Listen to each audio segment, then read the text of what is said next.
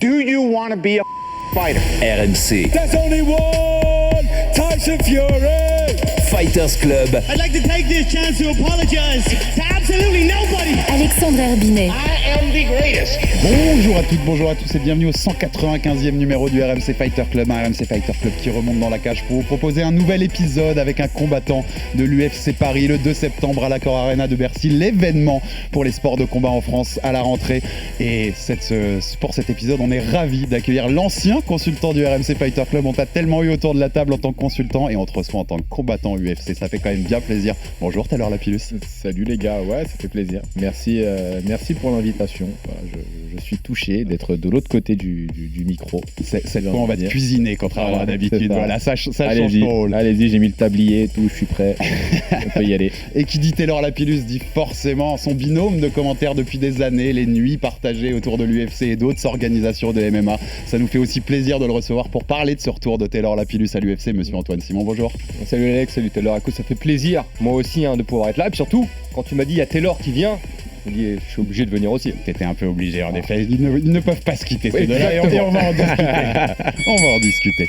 C'était il y a 7 ans, quasiment jour pour jour. La France du football sortait d'une finale d'Euro à domicile. Conor n'était pas encore double champion à l'UFC. Le MMA avait encore près de 4 ans à vivre sans être légalisé sur notre sol. C'était une victoire par décision unanime sur Leandro Issa et la fin de la première aventure de Taylor Lapillus à l'UFC.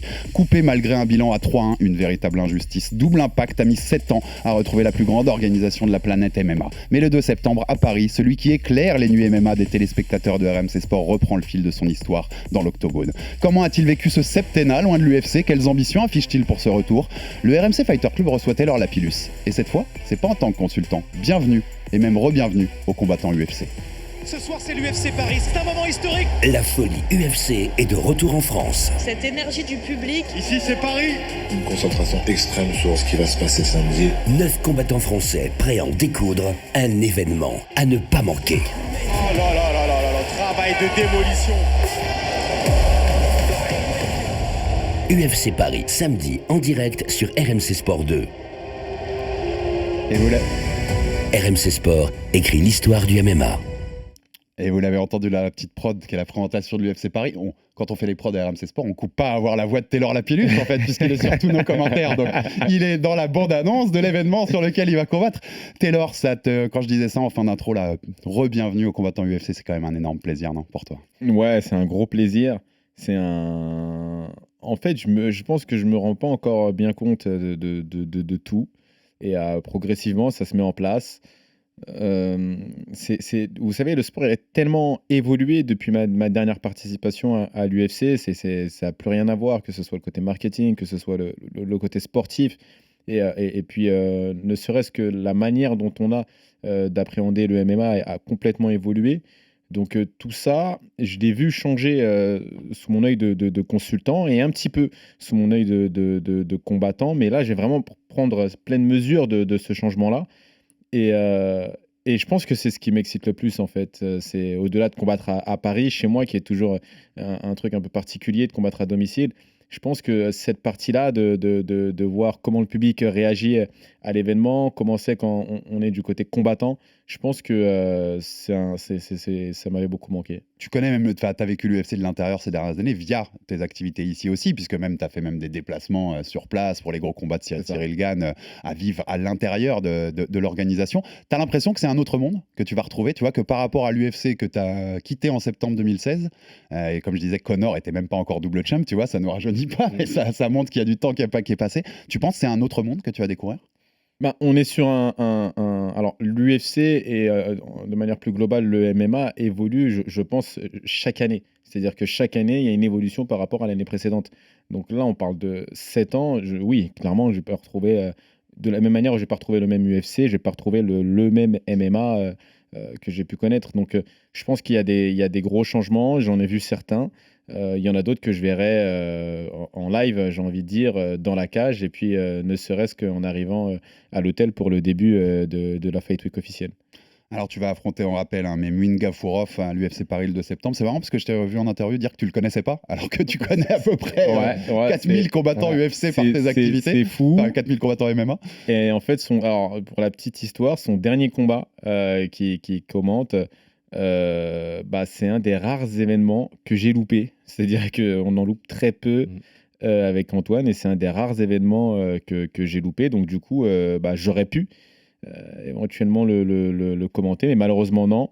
Et c'était assez surprenant quand on m'a proposé son nom, parce que je me suis dit, c'est marrant, lui, je le connais pas pour le coup. Il est passé sous le radar.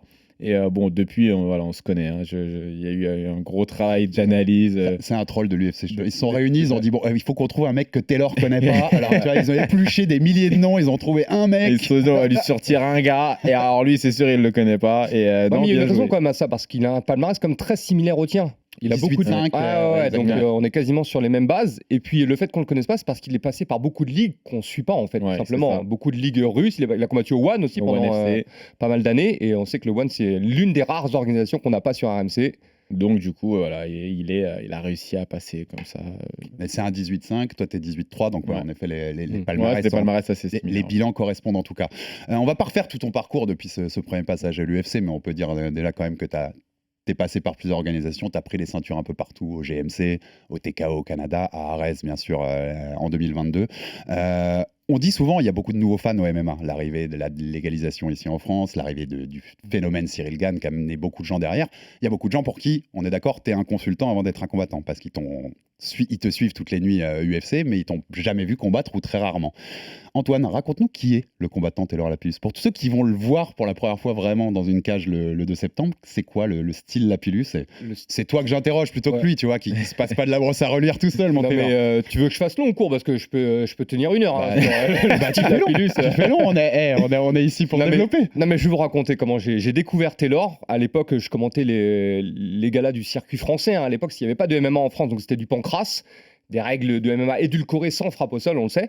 Et donc j'ai vu arriver les frères Lapillus sur le circuit des Contenders. C'est là, tu avais commencé aux Contenders. Damien, on rappelle. Exactement. Son frère Damien. Ils avaient un autre mec dans leur équipe, Salah Elkis, c'est ça? Exactement, Salah Elkas, exactement. Salah Elkas, qui était presse. Il faisait partie de la team. Voilà, et je me souviens très bien d'un combat. C'est là où la première fois que j'ai rencontré Damien, d'ailleurs, c'était avant de rencontrer Taylor. Donc il y avait Salah qui combattait et Damien le coachait depuis le public. Je sais pas pourquoi d'ailleurs, il était assis à côté de moi dans le public et il coachait le mec sur le ring. Le MMA à l'ancienne. Voilà, c'est lui d'ailleurs qui m'a appris l'expression Kimura de pied, que je connaissais pas non plus. Et finalement, ça semblait logique par la suite. Et donc j'ai suivi donc le parcours des frères Lapillus. C'est vrai que Damien sortait plus du lot au départ, on est d'accord. Tu m'en veux pas de dire ça, Taylor? Pas du tout. Non, mais c'est un peu le cas. Tu peux. Et c'est des combattants prometteurs, on le voit. C'est des combattants qui ont un talent. Alors, moi, je les voyais plutôt comme des grappleurs à la passe. Surtout quand je voyais le coaching de Damien, je me rappelle sur ce combat contre Salah. Très orienté grappe. Ouais, c'était très orienté grappling, mais il me semble qu'il a commencé par le jiu-jitsu, notre ami Taylor, totalement. Avant de switcher sur la boxe. Et donc par la suite, Taylor a fait le reste de sa carrière. Il a commencé à quitter bien sûr le circuit français parce qu'en France, on ne peut pas faire de MMA. Et c'est important pour un combattant de pouvoir s'exprimer dans les vraies règles du MMA, pouvoir performer par la suite dans les grosses organisations. Et puis il y a cette signature à l'UFC qui est arrivée un peu comme une surprise. À l'époque, il est très jeune. D'ailleurs, je rappelle que c'est le plus jeune combattant français de l'histoire à signer à l'UFC. Il avait 22 ans à l'époque. 23 Non, ouais, 22 Et ans. c'est toujours le plus jeune. Et c'est toujours le plus jeune, exactement. Je ne sais pas comment vous avez pu douter de... Aucun doute. C'est 22. Je le sais, attends. Et donc Taylor fait ses premiers combats. C'est d'ailleurs à cette époque qu'on commence à travailler ensemble à RMC. Donc au début on le reçoit sur le plateau. Je me souviens très bien de sa première émission. C'était sur Combat Sport à l'époque. C'était Combat Sport et je me souviens de la première émission. On lui a demandé, il a appelé pour dire ouais, comment je viens. Je fais viens comme tu es. Et il est venu en tenue de combattant. Comme s'il sortait de la salle. Il n'y a pas de cage dans le studio Taylor. Écoute, je me fais charrier jusqu'à présent pour ça. Mais le problème c'est que c'est ma première télé et moi je pose la question innocemment comment faut venir habiller quoi. Donc les gars me disent oh t'inquiète pas, viens comme t'es. Je suis vraiment venu comme j'étais et bon avec le recul je me dis ouais c'était n'importe quoi. T'étais en débardeur, il me semble. J'étais en débardeur avec un short et une casquette. Donc j'avais un short, un débardeur et une casquette. Et bon ça marchait pas clairement. Non. Mais les gars m'avaient dit viens comme tu veux donc c'est ce que j'ai fait quoi. Et du coup. Non mais c'est bien rattrapé par la suite. Parce qu'aujourd'hui Taylor c'est le mec le plus classe qu'on croise sur n'importe quel événement. Et donc son style global, fais-nous un petit résumé. Global. Donc à l'UFC franchement ses premiers combats à l'UFC étaient donc il en gagne 3 sur les 4 quand même. Ça c'est bien. Maintenant, c'est pas très impressionnant. Il affronte des combattants qui sont en fin de classement, des combattants comme lui qui viennent d'arriver à l'UFC, des combattants jeunes. Et donc, il y a quelques belles performances, mais il n'y a rien qui sort du lot. Voilà, c'est ce que tu me dis, hein, Taylor. Si, Non, mais je te vas-y, contrarie, c'est notre invité. quoi Tu fais Antoine, comme- c'est notre fais comme si invité. j'étais pas là. Voilà, exactement, c'est Vas-y. notre invité. Voilà. Et puis finalement, quand même, à la surprise générale, derrière, il quitte l'UFC, son contrat n'est pas renouvelé. Bon, on ne sait pas exactement pourquoi. Non, et on il y va a des en problèmes de reparler, on négociation. va Non, mais il y a en des reparler. problèmes de négociation, bref, c'est compliqué. Finalement, il quitte l'UFC. Donc ça, c'est, comme tu l'as dit, très inhabituel. Hein. L'UFC, ça n'arrive pas à un combattant. On voit des combattants qui sont à 1-3 et qui re-signent malgré tout. Lui, à 3-1 et il ne re-signe pas. Donc finalement, il va se refaire une santé. Alors, j'ai eu le plaisir d'en parler avec ses coachs, notamment son coach qui est présent là, pas très loin, Eric Cara, qui me disait qu'en fait, c'est un mal pour un bien. Il dit que ça lui a permis d'évoluer davantage. Et là-dessus, je le rejoins, parce qu'il est parti combattre dans d'autres ligues, affronter d'autres types d'adversaires, et puis de plus en plus, il a commencé à performer, et surtout, il a commencé à finir ses combats. Et ça, c'est une grosse différence. Je pense qu'après les victoires au TKO, parce qu'il est passé par le circuit canadien, le TKO qui est une grosse organisation, qui a trouvé Charles Jourdain notamment, qui combat aujourd'hui à l'UFC, Cyril Gane d'ailleurs a débuté au TKO, et il a pris une ceinture au TKO, il affronte des combattants très durs au TKO, on s'en rend pas compte, hein, mais quand on regarde le palmarès des mecs, Josh Hill, Nate Menes, c'est des combattants qui sont quasiment irréprochables hein, sur leur carrière. Nate Menes était invaincu d'ailleurs, non? Il était invaincu, ouais, exactement. Ouais, voilà. Et donc je me dis, après des victoires comme ça, Il y a sur une une porte ligue, qui doit s'ouvrir. mais ouais. normalement, oui, normalement, c'est la porte est grande ouverte pour retourner à l'UFC. Et finalement, ça le fait pas. Et donc, c'est un peu compliqué pour Taylor, ce que je le vois. Lui, il aimerait pouvoir retourner à l'UFC. Et il y a ce fameux combat en Russie. Est-ce qu'on en parle du combat en Russie? On y va. On y va? De- Le fameux combat en Russie. Denis Lavantriev. Voilà, c'était en quelle année exactement? C'était en 2018. En 2018. Voilà, je me suis bien, on était en commentaire avec Taylor. Et il me dit, un jour, il vient me voir, il rentre dans la cabine, il me dit, qu'est-ce que tu penses de ce mec-là? Donc je regarde le blaze, je regarde le palmarès, et finalement après j'ai fait quelques recherches, j'ai regardé quelques combats, et je me souviens très bien, et Taylor pourra le confirmer, quand on s'est revu la fois d'après, j'ai dit c'est une mauvaise idée. Est-ce que tu confirmes? Ouais, c'est vrai. Je m'en souviens. Voilà, j'ai dit c'est une mauvaise idée, le mec il est russe, c'est un champion de judo, il avait un vrai palmarès en judo, surtout il avait une hype en Russie dont on se rend pas compte. Et à l'affronter un russe Et puis, qui a faut une aller hype le comme taper ça chez lui, en ouais, Russie, et voilà, on peut supposer en plus qu'il était gonflé au max quoi pour ce combat. Tu l'as bien dit, tu l'as bien dit. Et c'est un combat compliqué, mais c'était une situation compliquée aussi dans la carrière de Taylor et surtout dans la vie de Taylor. Et à ce moment-là, je me souviens, alors, je sais pas si on peut le dire, mais j'ai l'impression qu'il avait besoin d'argent. Il s'est dit, bon, il y a un combat à prendre, je vais le faire. Ouais, non, c'est pas ce qui a joué. Franchement. C'était un des paramètres, malgré tout.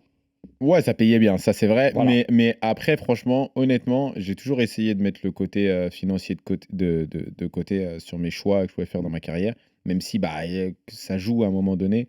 Et c'est surtout, en fait, il me fallait quelque chose. Il me fallait de l'activité, il fallait Il y a ça aussi. que je combattais là. J'avais l'impression d'être là, de rien faire. Ouais, de stagner un peu. Ça commençait à me rendre un peu dingue. Et c'était ça, j'avais surtout besoin d'action, en fait. Donc le combat est quand même très difficile. Il perd par décision. Ouais, c'est ta dernière défaite en date, hein, d'ailleurs. C'est ça. Il n'a plus perdu depuis. Exactement. Et puis, encore une fois, comme on dit, hein, des combattants, ils apprennent de leur défaite. Taylor a appris de cette défaite. Et ce qu'il a connu dans ce combat, c'est le passage obligé. De toute façon, on est obligé à un moment ou à un autre dans sa carrière de combattant d'en passer par là. Un mec qui vient vous coller constamment, qui vous jette par terre, bien sûr. qui vous lâche pas, c'est très pénible. Mais le fait qu'il ait connu ça, et il y a de ça quelques années maintenant, moi je suis en confiance, parce que derrière, il a su analyser, il a su travailler dessus. Et tu parlais du style Taylor. En fait, Taylor, aujourd'hui, c'est plutôt un striker, même un super striker. Il a une particularité, c'est qu'il a une allonge exceptionnelle pour sa taille et son poids. Et le truc qui sort, pour moi, au-delà de l'intelligence de combat, il y a plein de choses que j'ai envie de vérifier, hein, d'ailleurs sur son premier combat à l'UFC, pour voir s'il a bien tout assimilé. Parce que j'ai pas pu le vérifier sur les précédents combats à Arès. Le juge sera là, monsieur Lapillus. Non, mais je vais être sans pitié. Mais par contre, Taylor, il a cette particularité, c'est en fait, c'est quelqu'un qui ne prend pas de coups. Et ça, je trouve ça exceptionnel. Il me semble que dans toute sa carrière en MMA, il a quand même 21 combats pro dans certaines des plus grandes ligues au monde. Il n'est jamais ressorti avec une bosse. Jamais. Et ça, j'aimerais que... est-ce que c'est lié à cette allonge, à ce striking qui est exceptionnel, ou c'est quoi? C'est juste toi, la manière dont tu as appréhendé le MMA dès le départ, tu t'es dit, hey, moi j'ai une belle gueule, je ne vais pas prendre de coups. Bon, alors merci pour la belle gueule déjà. Et écoute, non, je suis vraiment à fond là-dessus sur préserver l'intégrité physique, l'intégrité physique des athlètes. Et là, l'athlète, c'est moi, donc forcément, je suis vraiment là-dessus. Et en fait, j'ai un peu cette hantise de finir comme certains athlètes qui, à la fin de leur carrière, c'est un peu compliqué parce qu'ils ont pris trop de coups dans la tête. malgré tout, le MMA, c'est encore un sport jeune. On n'a pas forcément un gros recul sur comment vieillissent les athlètes en fin de carrière. La boxe commence Par à rapport l'avoir et c'est par rapport dramatique. à la boxe, Ouais. et ça a été dramatique. Donc, si je pouvais ne pas faire les frais de cette étude qu'on ne connaît pas encore, moi, ça m'arrange, surtout que je reste persuadé que quoi qu'il en soit, prendre des coups dans la tête, si c'était bon pour la santé, ça se serait, quoi. Et donc, j'ai toujours essayé de me préserver là-dessus et de faire attention, de ne pas prendre trop de coups. Et puis, ce qu'il faut savoir, c'est que forcément, moins vous prenez de coups, plus vous avez de chance aussi de gagner votre combat, quoi. Donc, voilà, j'ai jamais été fan du style où je ressors du combat et je dois aller à l'hôpital après, quoi, pour me faire recoudre, etc. Et moi, j'ai toujours trouvé, et encore plus dernièrement, que tu avais une gestion superbe de tes. Enfin, stratégiquement, tu as toujours été un combattant qui savait gérer ses combats, qui sait gérer sa distance, et ça va avec ça aussi. ça va Ouais, je avec le pense fait qu'il de y se a, je préserver. pense qu'il y a aussi ça, il y a aussi cette gestion de distance, cette gestion stratégique qui fait que du coup, ça évite aussi les grosses confrontations. J'essaie toujours de faire en sorte que quand il y a une confrontation, c'est moi qui l'ai imposé et c'est moi qui remporte cette confrontation-là qui fait que j'arrive à pas prendre trop de coups, quoi. Voilà. Et justement, c'est la différence entre ce Taylor Lapillus de Denis Lavantrieff, donc on était en septembre 2018, et le Taylor Lapillus qui 5 ans plus tard va rentrer dans la cage de l'UFC contre Gavurov le 2 septembre. Tu dirais qu'il a évolué sur quoi, le combattant? Sur quoi tu as le plus évolué? Je pense que le combattant et l'homme, de manière générale, ont beaucoup évolué sur déjà ma perception du MMA, ma compréhension du MMA. C'est-à-dire que il y a beaucoup de combattants, sans s'en rendre compte, ne connaissent finalement pas les règles d'un combat de MMA. C'est-à-dire ils ne comprennent pas comment ne pas perdre et comment gagner le combat, surtout quand Quel on arrive critère est le numéro sur des 1, décisions, parce que c'est pas toujours très clair. Je pense que j'ai beaucoup évolué sur ça, sur la perception de comment gagner un combat. Et puis après, il y a aussi le fait que je me suis entouré d'une équipe entre-temps.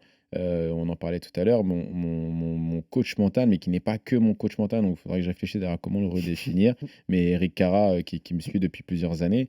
Et voilà, je me suis aussi entouré de Abadila Ala, mon coach de boxe, avec qui on fait un très bon travail, en tout cas je pense, jusque-là.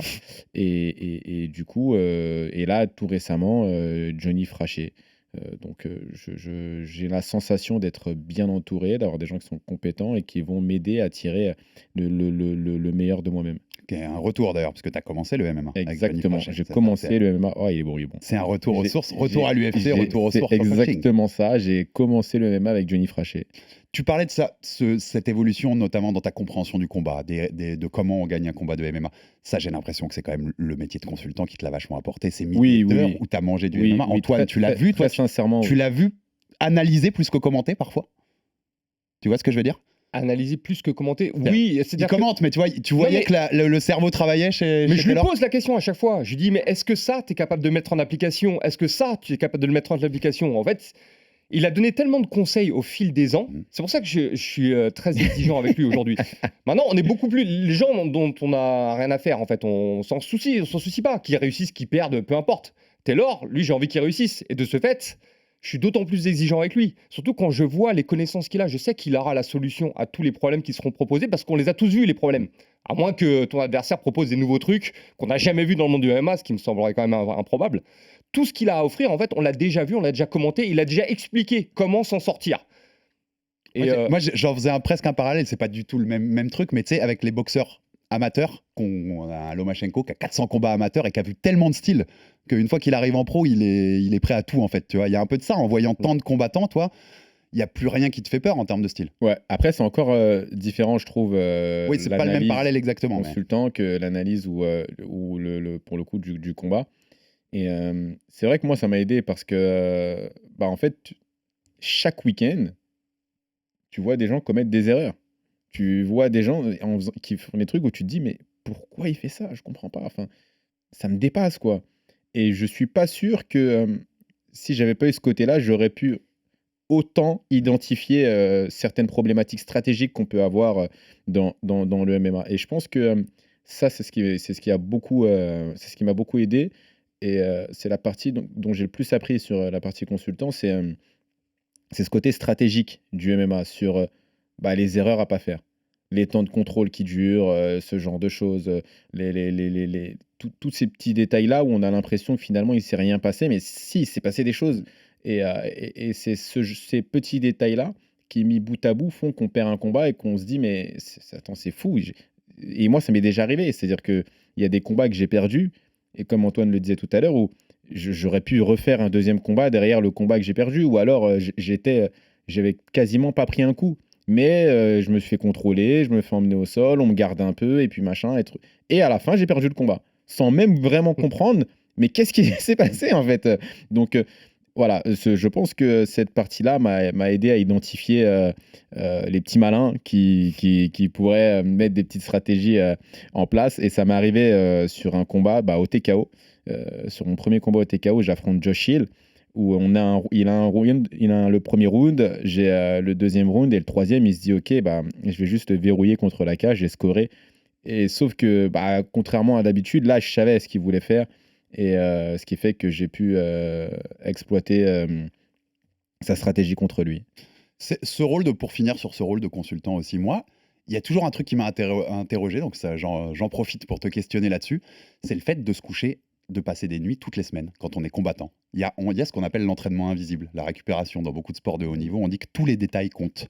Est-ce qu'on te l'a déjà fait la remarque autour de toi, dans ton staff actuel ou avant? Est-ce que des gens t'ont déjà dit: mais attends, pour un combattant, c'est quand même peut-être pas l'idéal de faire une nuit blanche toutes les semaines? C'est sûr que, ouais, faut dormir quoi, ça c'est on le sait. C'est-à-dire que, c'est un des premiers facteurs de récupération, c'est ça, c'est le sommeil, on vous le dit, il faut bien manger, il faut bien dormir. C'est le même principe que les 5 fruits et légumes par jour.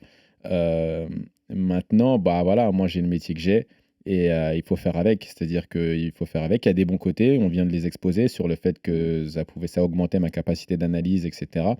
Mais il y a aussi les mauvais côtés. Le mauvais côté, c'est que la plupart des événements sont en live et que c'est à des heures improbables, quoi. Donc, voilà, je dirais pas que je vais chaque, week-end à 4 heures du matin commenter avec un sourire jusqu'aux oreilles. Ce serait peut-être pas forcément vrai. Il y a des moments où c'est plus compliqué que d'autres. Mais, c'est comme ça, c'est le boulot. Malgré tout, ça reste, une passion parce que je pense qu'avant d'être combattant, et consultant, je reste avant tout fan de mon sport et amoureux du MMA. J'ai la chance de faire un métier qui me passionne, que ce soit dans la partie sportive, de combattant ou alors dans la partie, du consultant. Quoi qu'il arrive, on reste dans la sphère MMA et c'est une sphère, que j'aime énormément. Donc, voilà, je vais pas me plaindre là-dessus alors qu'il y a des gens qui, eux, ont un peu moins de chance et font des métiers, qui sont, compliqués, qu'ils aiment pas forcément, avec, des contraintes bien plus supérieures aux miennes. Je pense que ces gens-là ont plus de matière à se plaindre, que moi qui se réveille, une fois par semaine à 4 heures du matin. Donc voilà et puis après sur la partie récupération, au départ, c'était pas simple, mais avec le temps, c'est comme tout, on s'adapte. Je pense que physiquement, je me suis adapté. J'organise mes semaines sportives du lundi au vendredi, ce qui fait que le samedi, quand j'ai un commentaire à 4 heures, Oui, voilà, le lendemain, c'est que de la le récup. lendemain, Ouais. c'est que de la récup. Et puis après, je le sens pas forcément, pour être très honnête, je le sens pas forcément sur les débuts de semaine. Et l'année dernière, on savait que tu devais être à l'UFC Paris le premier, puis ta blessure au poignet a fait que t'as pas pu y aller. À l'époque, tu nous l'avais dit dans le Fighter, tu voulais demander à nos patrons de commenter après ton combat. Tu Ouais. l'as redemandé là? Bien sûr, je l'ai redemandé. T'aurais été chaud? Faire une Paul Felder, qui est un des rares combattants qu'il a fait, je crois, si je dis pas de Non, il l'a bêtises. jamais fait. Il l'a jamais fait, Felder? Non, il a jamais fait le combat et le commentaire Le dans combat, la foulée. tu vois, je dis une bêtise. alors. Écoute, moi j'ai très envie de le faire pour l'histoire, quoi. C'est-à-dire Ouais. que ça n'a jamais encore été fait. Donc j'ai très envie de le faire pour l'histoire. En plus, en toute logique, a priori, selon les dernières informations qu'on aurait, je suis sur la carte préliminaire. Donc ça se goupille bien, quoi. Après, il y a des petits passages, hein. Après le combat, il y a l'antidopage, il y a tout ça. Donc il y a des petits trucs à faire quand même, interview, etc. Mais en tout cas, voilà, c'est pas qu'entre mes mains. C'est-à-dire qu'il y a aussi avec l'UFC, il faut que ça passe, etc. Et puis, est-ce qu'il y aura un dispositif qui le permet le jour de l'événement? Mais si c'est possible, ouais, moi ça me va bien de combattre et Ce serait T'as super. fait ta première télé en tenue de Et de mettre combattant, mon tu micro. feras l'UFC Paris en tenue de combattant, et la boucle sera bouclée, Taylor, c'est aussi simple que ça. exactement. Ça fait 7 ans, je le disais, la fin de ton premier passage à l'UFC Paris. Antoine, toi qui as passé beaucoup de temps avec Taylor, et on va pas se mentir, au-delà d'être deux collègues de commentaires, vous êtes deux amis. Je dis pas de bêtises, deux amis proches. Tu l'as vu douter. Tu as vu des moments où il s'est dit, j'y retournerai pas en fait. Oui, bien sûr. Ouais. Ah, c'est déjà arrivé, il est passé par toutes les phases. Ah ouais. Il est passé par toutes les phases, Taylor. À un moment, il voulait quitter, il voulait tout quitter. À un moment, il voulait même déménager. Il voulait dire, allez, je vais habiter ailleurs. Je vais changer radicalement de vie. Mais finalement, bon, il est toujours resté sur la sécurité. Voilà. Parce qu'il a quand même mis en place quelque chose, l'air de rien. Il a une carrière qui existe, qui est prometteuse. Et puis, il était encore jeune à l'époque. Là, encore aujourd'hui, il revient à l'UFC. T'as quel âge? T'as 31 ans. Ouais, c'est ça. T'as encore quelques belles années devant toi, à mon avis. Donc, non, il a douté pendant des années. Mais encore une fois, c'est un mal pour un bien. Ça lui a permis de progresser, d'ajuster et de corriger les erreurs. Et aujourd'hui, je pense qu'il est prêt. Même question pour toi, Théo. Il y a un moment où dans ta tête, c'était... Bon, il y a toujours une possibilité, mais tu avais un moment où c'était clairement quasi... putain, c'est mort en fait. Oui, il y a eu des moments où c'est mort et je pense que le doute fait partie de l'histoire. Il n'y a pas de belle histoire qui commence bien, se passe bien tout le long et finit bien, quoi. C'est-à-dire que forcément, il y a un moment, il y a des moments de difficulté et je pense que ces moments de difficulté vous forment à être prêt sur le moment des grands rendez-vous que vous allez avoir. Et bien entendu, j'en ai eu, hein, ça n'a pas toujours été un long fleuve tranquille et j'en aurai d'autres de toute manière, des difficultés, mais je ferai comme toujours, hein, entouré de mes proches, on fera face. Et bien sûr qu'il y a eu des moments où j'ai douté, c'est-à-dire que un des gros moments où j'ai douté, on en parlait tout à l'heure, donc je vais pouvoir citer ce moment-là, c'est après ma défaite en Russie où je me suis dit, bon, bah là, ça y est, quoi, je retournerai plus à l'UFC. Et d'ailleurs, c'est juste après ce combat-là que je commence à travailler avec mon coach mental, Eric Carras. C'est juste après cette défaite-là où Donc tu sentais qu'il y avait besoin aussi à ce moment-là de ce travail-là. il fallait me remettre sur les rails. Ouais. Clairement, il fallait me remettre sur les rails parce que là, moi, j'étais sur non, là, je vais plus y retourner et tout ça. Et le piège aussi, parce qu'il y a quand même des pièges, c'est que Antoine l'a dit, vous mettez une sécurité qui est en place. Je suis très regardant sur qu'est-ce qui va se passer après ma carrière. Je suis conscient qu'une carrière, ça ne dure pas longtemps. Et comme je dis souvent, vous avez deux carrières en tant qu'athlète. Vous avez votre première carrière qui va finir autour de ça dépend de la carrière que vous avez, mais autour de 36, 37 ans. Globalement, en moyenne, les combattants arrêtent de combattre là. Donc, qu'est-ce que je fais après? Et puis après, il y a la retraite, j'ai envie de dire, de vie, quoi, à 60 ans, où là, on l'a tous. Et il faut savoir, pareil, sur cette deuxième partie-là, qu'est-ce que je vais faire après ma carrière de combattant? On n'est pas sur des sports comme le foot qui permettent d'engranger un certain montant en gains financiers qui font que vous allez pouvoir vivre. En tout cas, ils sont rares ceux qui peuvent faire ça dans, voilà, en dans tout ce cas, sport. on n'est pas beaucoup pour le moment à pouvoir faire ça. Donc je pense que l'après-carrière se prépare en amont de la carrière. La carrière, ça se prépare en même temps. Et Donc, je trahis pas de secret de dire que tu l'as déjà préparé. Tu as aussi j'ai des commencé. business à côté, Voilà, tu as aussi des j'ai choses. commencé à le préparer parce que il faut. J'ai l'habitude de dire que je suis un peu dans la vie comme je suis en combat, c'est-à-dire prévoyant et je calcule, etc. Ce que je vais faire, comment je vais le faire, etc. Et je pense que c'est des choses qu'il faut avoir en tête pour pouvoir être serein et pouvoir performer en paix avec sérénité dans la cage. J'ai vu des athlètes et vraiment, je vous le dis, c'est pas une façon de parler, mais j'ai vu des gens me dire que je vais prendre ce combat-là parce que ce combat-là me paiera 3 mois de loyer. La prime du combat paiera 3 mois de loyer. Et je veux dire que quand on parle de la précarité chez certains combattants, c'est réel. C'est vraiment des choses qui a. Donc, je pense que quand on a des problématiques comme ça, bah, le jour du combat, forcément, on n'est pas serein complètement pour aborder le combat. Donc je vais être clair, t'as pas besoin de combattre pour vivre aujourd'hui, Taylor? Très clairement, non. C'est-à-dire que, et heureusement, vu mon activité récente, heureusement 8 combats en 7 ans. Voilà, Donc, heureusement oui, on a fait, que j'ai pas besoin de combattre pour vivre, sinon j'aurais un gros problème. Donc voilà, on m'a posé la question d'ailleurs, mais pourquoi tu continues de faire ça? Et la réponse, je l'ai donnée tout à l'heure, parce que je suis juste amoureux de mon sport et fan de ça, fan de la performance, amoureux de la performance, et puis du MMA dans sa globalité. Je mange du MMA. Tu te butes au MMA, on va parler clairement. Du matin jusqu'au soir, je suis les infos, les combattants, je suis des combattants qui sont dans des ligues dont je ne vous prononcerai même pas le nom. Et je veux dire, enfin, j'aime vraiment ce que je fais et l'amour de l'opposition, du combat, de la compétition et du haut niveau fait que pour rien au monde, pour le moment, tant que je suis en pleine santé, j'arrêterai. Je disais dans mon intro, tu as été coupé à 3-1 à l'UFC, Antoine le rappelait aussi tout à l'heure, ce qui est une rareté absolue, injustice. Je disais moi dans l'intro, tu partages ce mot? Ouais, c'est une injustice. Tu comprends aujourd'hui aujourd'hui, tu n'as toujours pas la raison. Alors, tu sais toujours pas pourquoi exactement. Tu sais, nous, on a souvent parlé quand on était notre consultant, on disait souvent, c'est l'époque aussi où les réseaux sociaux étaient très importants pour l'UFC, l'époque où Conor devient superstar absolu.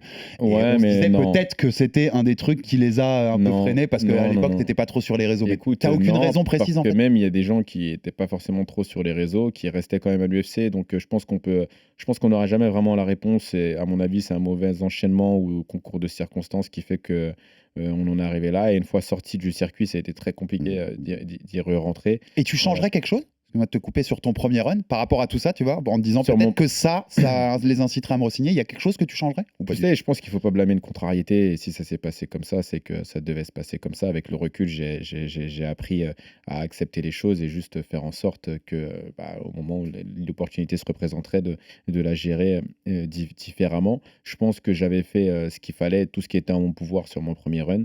Ce que j'aurais pu changer, est-ce que j'avais les capacités de le changer, même si je le voudrais aujourd'hui? Pas sûr à ce moment-là.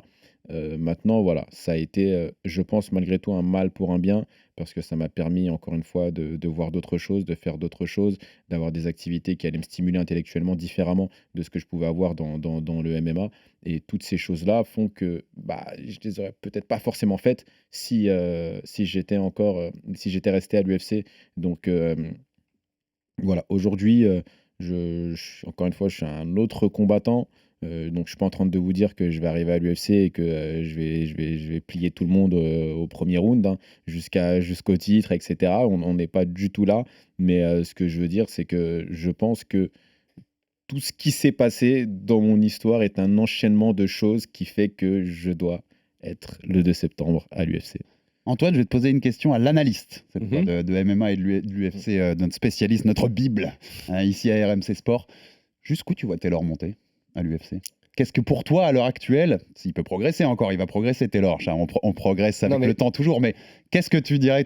Il n'est pas là, imagine qu'il n'est pas là, tu réponds ce que tu veux. Non mais, j'ai toujours été... Encore une fois, Taylor, c'est quelqu'un qui est proche de moi, donc j'ai envie qu'il réussisse. Donc de ce fait, je suis beaucoup plus exigeant avec lui. Et j'ai toujours douté. Et il le sait très bien parce que moi, je lui pose des questions sur plein de combats. Comme je le disais tout à l'heure, quand je lui dis mais ça, tu sauras gérer. Est-ce que tu travailles ton sol? Combien de fois je lui ai posé ces questions? Mais tu travailles au sol vraiment ou non? Comment ça se passe? Bon là, son coach m'a dit qu'il faisait taper des mecs qui étaient super forts. Bon, c'est bon. Et en fait, le fait de le côtoyer régulièrement, donc de voir malgré tout son évolution, de parler aux gens de son entourage, les gens qui s'entraînent avec lui, les gens qui le préparent. Et tout le monde va dans le même sens, en fait. Tout le monde dit Taylor, c'est incroyable. Donc aujourd'hui, je pense que je suis convaincu. Voilà. Ça a mis du temps. Ça a mis pas mal de temps. C'est bien, ça tombe bien. C'est juste au moment de l'arrivée, du retour à l'UFC. Non, je pense que voilà, il arrive au bon moment à l'UFC. Je suis convaincu. Et pour moi, il a les armes. En fait, quand je l'écoute parler, quand je l'écoute analyser combat, je me dis, en fait, il peut taper n'importe qui. Il peut aller au bout. Selon moi, c'est le combattant français qui a le plus de chances de décrocher une ceinture à l'UFC. Ça, j'aime. Là, on a de la punchline, là. C'est des gros projets. Ouh là là, on rappelle, parce que je crois que je ne l'ai pas dit depuis le début, mais que tu es en moins de 61 kilos, les poids coqs, les bantamweight. Catégorie difficile. Tu sais qu'ESPN, récemment, a fait un classement, un power ranking des différentes catégories de l'UFC qui, selon elle, sont les meilleures, du 1 au 14, féminines et masculines comprises. À l'UFC, juste à l'UFC. Juste à l'UFC. La numéro 1, c'était les moins de 61. Devant les lightweight, devant les feathers. Ouais, les feathers, ouais. Écoute, le numéro 1, c'est les 61. T'es d'accord avec ça? Moi, j'ai l'impression, quand je lisais leur truc, ils avaient des arguments, en fait. Alors, quand tu regardes le top 15, il y a quand même une densité de malade. Quand je le dis, on me dit c'est parce que c'est ta catégorie. D'ailleurs, Antoine me l'a déjà dit. Tu vois, là, c'est moi qui l'ai dit. Je le balance.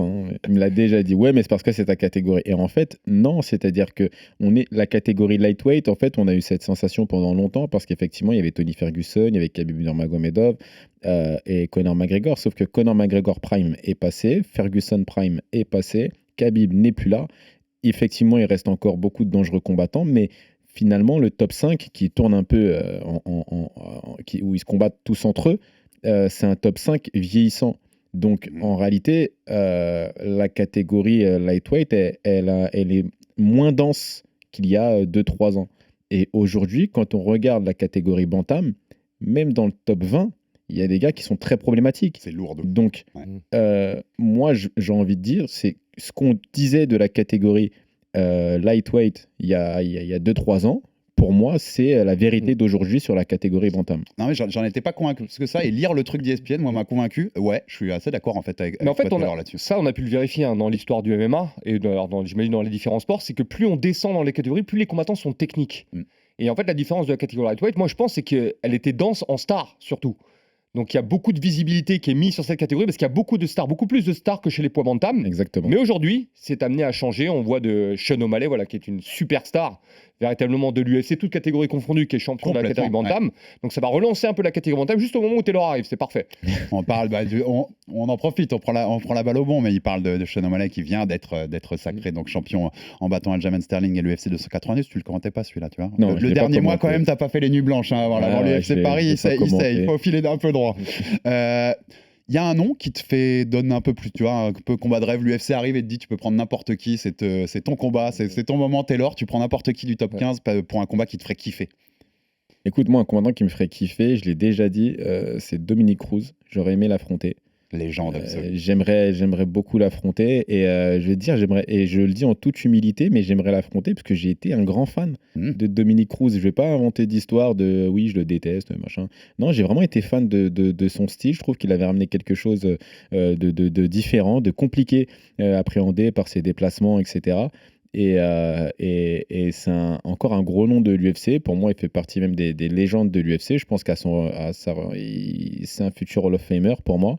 Et si on pouvait se croiser avant qu'il se retire, ouais, ce serait vraiment mon combat de rêve. Et on prend Antoine quand même. On prend, ouais. J'ai remarqué un truc, quand tu poses ce genre de questions, il n'y a personne qui dit Dvalishvili. Je sais pas pourquoi. C'est vraiment le mec que personne n'a envie d'affronter. Déjà parce qu'ils savent pas prononcer le nom. Ouais, déjà ils galèrent. Non, mais Dvalishvili, c'est un combat un peu chiant, quoi. Je veux dire, galère. C'est un combat relou, c'est un combat où faut faire une bonne prépa physique, quoi, pour aller l'affronter. Donc après, c'est un bon combattant, hein, Merab Dvalishvili. Bien gros cœur. Dernièrement, il a prouvé son surnom machine, je trouve.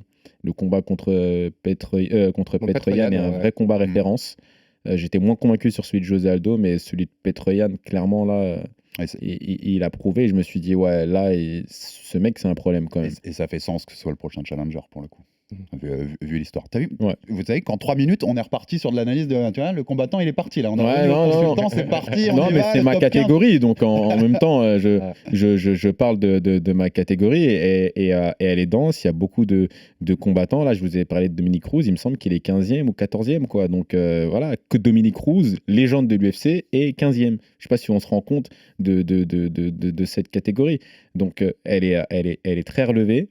Je pense qu'il y a de la place sur certains combattants. Je pense que c'est une catégorie à opportunité également, parce qu'il y a des stars dans la KT, mais il y a moins de stars que dans la catégorie lightweight, par exemple.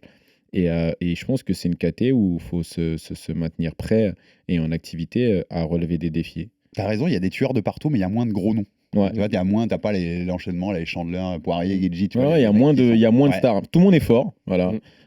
Mais il y a moins de stars. Est-ce que l'arrivée de Sean O'Malley, ça va pas mettre la lumière sur cette catégorie et faire des adversaires de Sean O'Malley des stars eux aussi? Parce que Sterling, il commence à... Ça dépend l'effet positif, l'effet boule de neige. Ça dépend comment Sean O'Malley va les battre, quoi. Je veux dire, Ronda Rousey a balayé toute sa catégorie et toi, tu t'en souviendras des adversaires de Ronda Rousey, mais voilà, il y a beaucoup de gens qui s'en souviendront pas, donc ça va dépendre de la domination que Sean O'Malley va avoir sur la division. Mais clairement, oui, je pense qu'il n'y a pas de mauvaise pub, il y a juste de la pub. Et Sean O'Malley va en drainer quand même beaucoup et va mettre de la lumière forcément sur cette catégorie-là. Donc finalement, c'est tous les combattants bantam qui gagnent un petit peu en visibilité. C'est tout simple, soyons fous, Antoine. Sean O'Malley domine pendant 3-4 ans et puis le mec qui le détrône, il s'appelle Taylor Lapillus. 3-4 ans, je pense, moins 2 ans. On en fait une superstar. 2 bonnes années. Elle est facile. Non, mais maintenant, il y a quand même 2 noms, moi, qui me font peur. Parce que je dis, voilà, je pense qu'il peut vraiment devenir champion. Maintenant, il y a quand même des profils qui sont un peu compliqués. Dvalishvili, on en a parlé, et Sean O'Malley sont 2 profils quand même assez compliqués. Sean O'Malley, déjà pour son gabarit, parce que autant Taylor a une allonge exceptionnelle, mais Sean O'Malley a un gabarit hors norme pour la catégorie des bantam. Je ne savais pas dire si on a des combattants aussi grands en bantam. Voilà, donc ça, c'est un vrai problème. C'est le style aussi qui. Mais bon, Je me plais à penser que ça y est, il est prêt à force d'analyser tous les combats. Écoute, Le regard vers l'horizon. D'ici là, de toute manière, on verra ce que ça donne parce que je vais vous prendre un petit exemple. Par exemple, Cody Garbrandt, qu'on voyait régner pendant un moment sur la division, etc., il y a quelques années.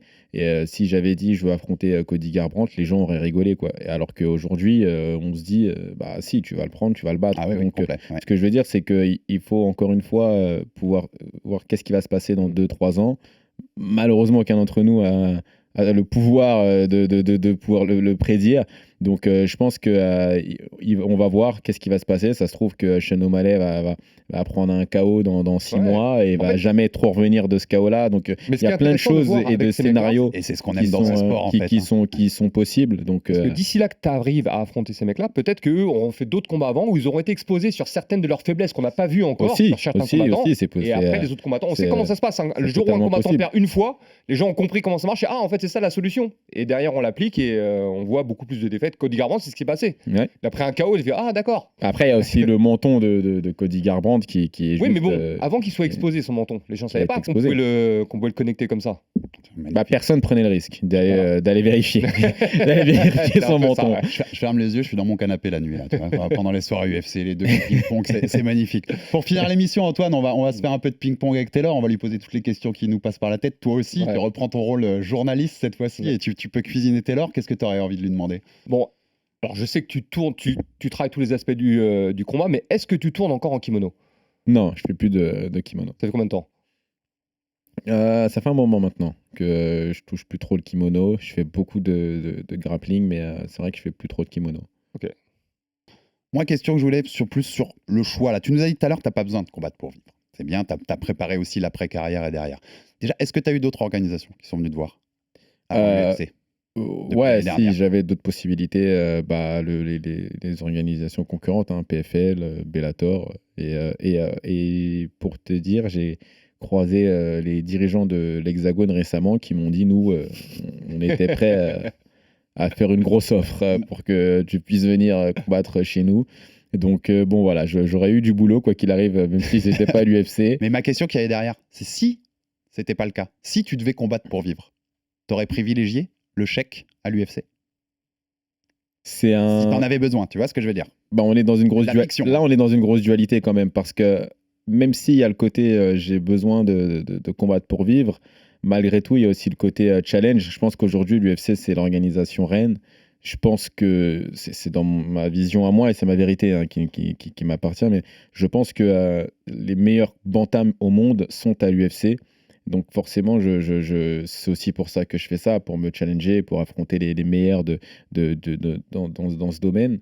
Donc après, c'est un équilibre. Maintenant, effectivement, si on me propose 20 000 à l'UFC et 200 000 ailleurs, bon, c'est vrai que ça fait revoir sa position, quoi. Et est-ce qu'une organisation m'aurait proposé un tel delta? Ça aussi, il faut voir. Dans n'importe quelle profession, un delta comme ça, il fait réfléchir. Enfin, on va pas se mentir. Alors, dans le premier delta, il y a effectivement, vous vous dites, ouais, l'UFC c'est bien, et c'est 20K. Et puis dans l'autre cas, on se dit bon, il y a quand même des factures, quoi, tu vois. Donc 200 000, bon. C'est bien, c'est pas mal quand même. Tu reviens à 31 ans à l'UFC, on le disait. T'as l'impression que ton prime, il est toujours devant toi? Ouais, que tu l'as pas raté, tu vois, que ton prime, tu l'as pas raté à l'UFC? Non, les meilleures années sont devant? J'ai l'impression que mon prime, il est devant moi, et je pense que cette impression, elle peut se confirmer par mon palmarès, parce que avec le temps, j'ai eu des meilleurs résultats. Et puis, malgré tout, j'ai la chance quand même de ne pas avoir pris trop de dégâts, de ne pas avoir accumulé trop de blessures non plus. Quand je vois certains combattants qui ont mon âge et qui ont un peu émergé à peu près à la même période que moi, eux sont clairement sur une fin. Et moi, c'est pas mon cas. Je suis pas sur cette fin-là. Donc voilà, mon équipe me dit la même chose. Donc j'ai envie de te dire, non, je suis pas sur un prime qui est passé. Je pense que j'arrive dans mon prime. Je pense que je suis très très bien entouré pour performer. Et voilà. Puis au final, tu sais quoi, tu as pu prendre une ceinture ARS chez toi, dans C'est ta ça. famille. Je trouve que ça restera un souvenir de toute façon inoubliable. Peu Ouais, importe comment oui, ta oui, oui. carrière tourne Ouais, derrière. tu tu sais, vois.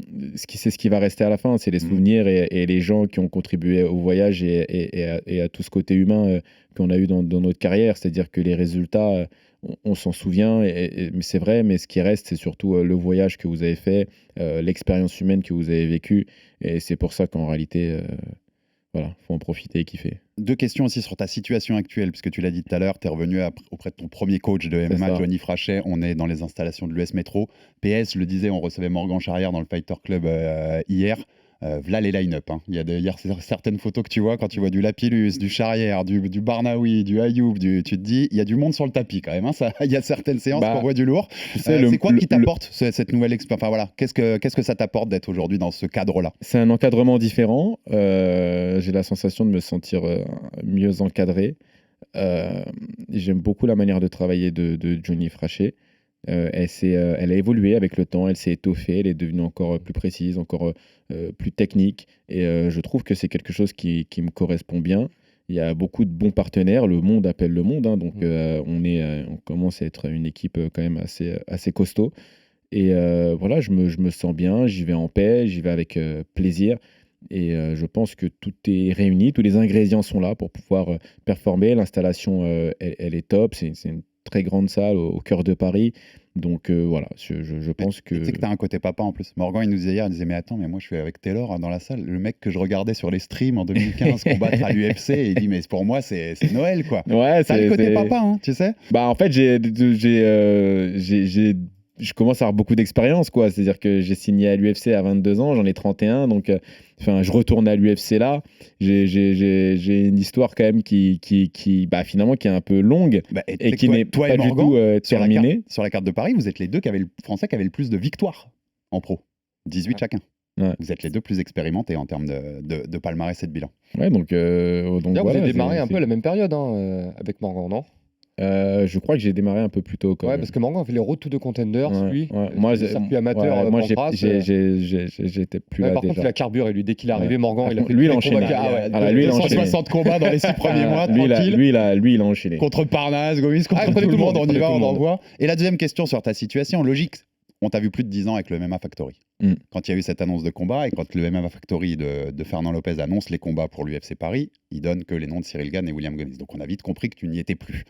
Pourquoi tu as décidé de t'en aller et qu'est-ce qui fait que tu n'es plus aujourd'hui au Factory après tant d'années où tu y as été, que ce soit à l'entraînement ou en management? Écoute, je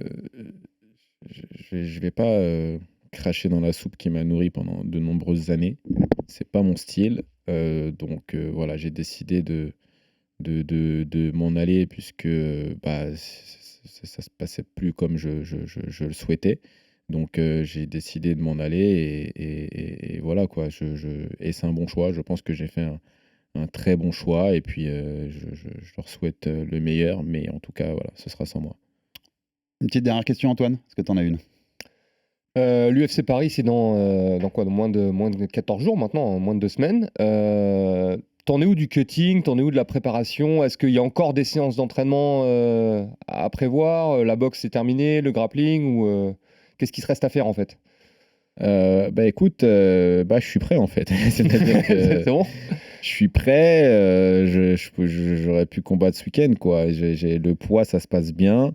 J'ai même eu de l'avance sur la diète. Donc voilà, donc mon nutritionniste Smart Fight, Nicolas, que je salue, a fait un bon boulot. Mon préparateur physique, Ahmad, a fait un très bon boulot aussi. Donc voilà, ils sont tous réunis, ils ont fait des gros travaux.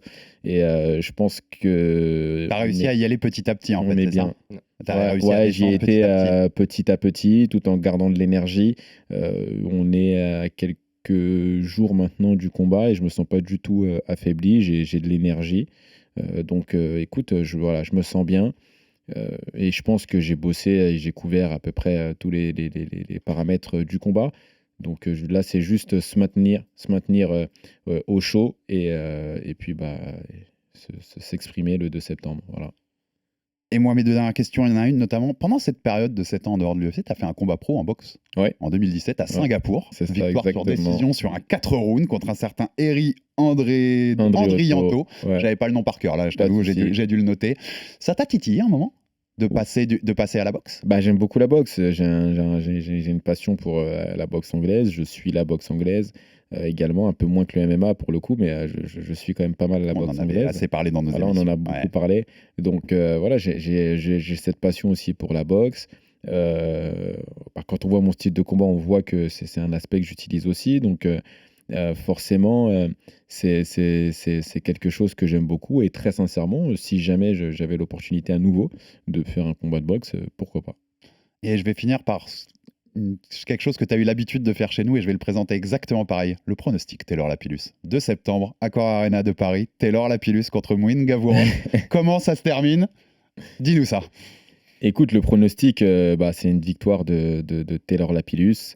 Et puis après, c'est difficile à pronostiquer, parce que ça peut être un finish, ça peut être une décision, ça va dépendre de ce qu'il va proposer le jour du combat. Mais en tout cas, quoi qu'il arrive, on va chercher une victoire. Donc je dirais, je ne vais pas trop mouiller, comme à mon habitude, et je vais rester sur une victoire de Taylor Lapillus. Voilà. Et je ne trahis pas de secret, mais l'an dernier, devant l'UFC Paris, quand tu as vu l'adversaire que tu devais affronter, tu m'as dit, ils étaient pour moi les 50 000 du bonus. Mais oui. Ils sont pour toi encore là? Écoute, j'ai pas envie de trop me projeter, et puis c'est pas mon style, tu vois, de dire je vais lui faire ci, je vais le prendre comme ça, je vais le casser en 10. C'est pas mon style, donc j'ai pas envie de sortir de mon truc, tu vois. Mais on est tous là pour la même chose, quoi, tu vois. C'est-à-dire que tous les combattants s'entraînent en se disant je vais lui arracher la tête et prendre 50K au passage. Donc, je fais comme tout le monde, hein, c'est forcément. Mais voilà, je pense qu'il y a des Laisse-le aux autres, tu nous as dit que tu n'avais pas besoin de combattre pour vivre. Attends, Je rigole, bien sûr. moi, je les prends les 50K. Et puis c'est un boost pour la carrière. Hein. Et c'est un boost. Et au-delà de ça, c'est quand même T'as raison, on le dit pas assez. un Ouais, boost. C'est que quand vous avez pris quand même une performance, ça vous aide dans votre carrière. Ouais. Clairement. Ouais, puis souvent les fighters. Non, mais le prochain combat, c'est sur une main card déjà. C'est Bah, bien quand sûr. vous prenez un bonus. Et puis tu les définis, tu sais, souvent les fighters, il a pris tant de bonus. Enfin, tu vois, ça montre un peu le côté C'est spectaculaire quelque du chose. fighter, quoi. Alors après, on est dans une organisation qui adore les statistiques, hein, qui arrive à en sortir parfois. Où je suis d'ailleurs assez surpris. C'est le seul Français qui a fait ceci ou cela. Enfin, c'est assez fort le nombre de statistiques qu'on arrive à sortir. Mais c'est vrai que les bonus, ça, c'est une grosse stat. Et quand vous avez un combattant qui fait des bonus, tout le monde a envie de le voir combattre. C'est-à-dire que vous pouvez même, on se pose même plus la question sur est-ce qu'il va gagner ou perdre. On se dit juste, c'est un action fighter. Ouais. Ce gars-là, il va rentrer dans la cage, il va se passer un truc. Donc, on veut le voir combattre. Et ça, on sait combien ça compte aussi aux yeux de l'UFC. Ouais, beaucoup. Et la conclusion, elle sera à Antoine Simon. Comment on appréhende, Antoine, de commenter en bord de cage pour un événement important comme l'UFC Paris? Là, on parle pas du gala de quartier sans être méchant. Quand on apprend de commenter l'homme avec qui on a commenté tant de cartes et avec qui qu'on connaît tant que ça. Alors, il s'avère que j'ai déjà commenté des combats de Taylor. J'ai eu le plaisir de le faire, ces combats à Arès, j'étais présent en première loge. Enfin bon, donc j'ai quand même déjà C'est pour ça que vécu je ça. précisais dans une soirée aussi Non, spéciale mais que l'UFC encore une Paris. fois, je vous l'ai dit, je suis très exigeant avec Taylor. Donc à chaque fois qu'il sort d'un combat, même s'il a gagné, même s'il a dominé son adversaire, je vais toujours lui sortir le petit truc tu vois, qui aurait pu être un petit peu mieux. relou. Voilà, le petit truc relou qui aurait pu être un petit peu mieux. Mais là, en l'occurrence, je suis relativement confiant. Je sais qu'il va appliquer les consignes que lui-même donne. Donc non, je suis relativement confiant. Il n'y a pas de...